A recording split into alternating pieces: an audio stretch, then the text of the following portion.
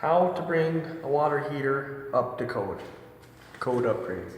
First, we need to shut off the water to the water heater to crank it down.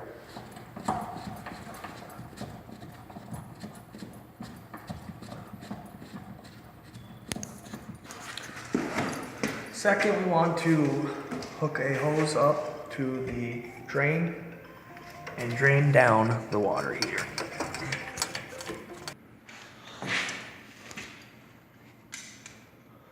Cut! We need a flathead screw.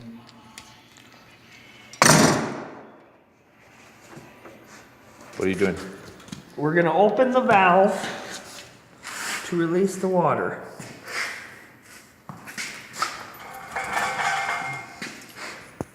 Okay, sometimes the pressure has a vacuum on it, so you can always go up here and disconnect.